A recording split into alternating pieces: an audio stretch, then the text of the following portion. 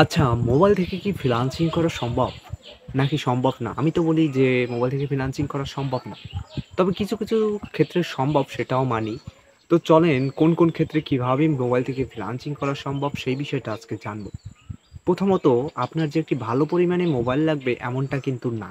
আপনি একটি normal phone থেকেও যে কাজ করতে পারবেন, আপনি একটি ভালো মানের ফোন থেকেও সেই কাজ করতে পারবেন।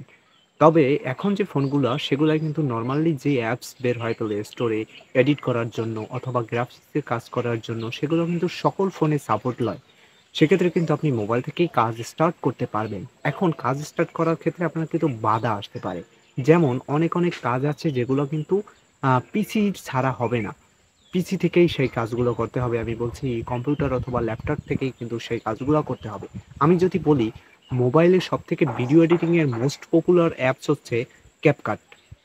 CapCut থেকে অনেক সুন্দরভাবে এডিট করা যায় ভিডিও এডিটের জন্য। অনেক ভালো এডিটররাও কিন্তু CapCut থেকে কাজ করে ভালো পরিমাণে আয় করতেছে। এখন কথা হচ্ছে CapCut থেকে এডিট করলেন, আপনার ক্লায়েন্টের জন্য ক্লায়েন্টও স্যাটিসফাইড হলো। কিন্তু একটি ক্লায়েন্ট আপনাকে এমন একটি হার্ড কাজ দিছে, যে কাজটা আপনি প্রিমিয়াম প্রো অথবা আফটার ইফেক্টস ছাড়া করতে পারবেন না। তখন কিন্তু আপনার পিসি লাগবে মানে ল্যাপটপ বা কম্পিউটার লাগবে। এখন কথা হচ্ছে আপনি অনেক জায়গায় কিন্তু আটকেও যেতে পারেন। মোবাইল থেকে কাজ করলেন সেক্ষেত্রে কিন্তু সব কাজগুলো মোবাইল থেকে পারবেন না।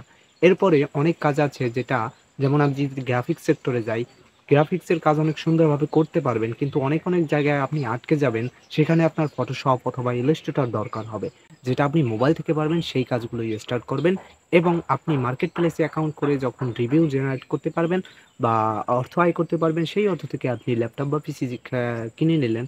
তখন আপনি ভালো মানের কাজ ক্লায়েন্টকে দিতে পারবেন।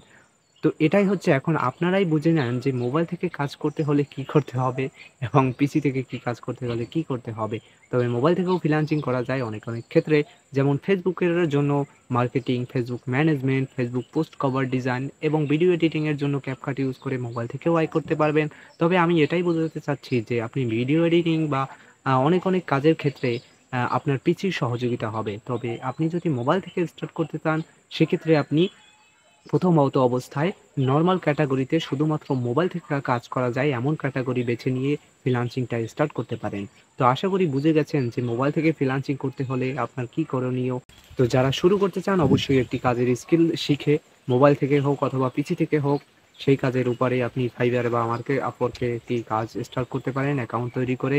তো এই ছিল আজকের ভিডিওটি ভালো লাগলে অবশ্যই আপনি মতামতটি জানাবেন এবং এছাড়াও যদি আপনার কোনো এক্সট্রা কোনো টিপস জানা থাকে সেক্ষেত্রেও সেটা আমাদের কমেন্ট বক্সে জানাতে পারেন। তো সবাই ভালো থাকবেন, সুস্থ থাকবেন। আল্লাহ হাফেজ।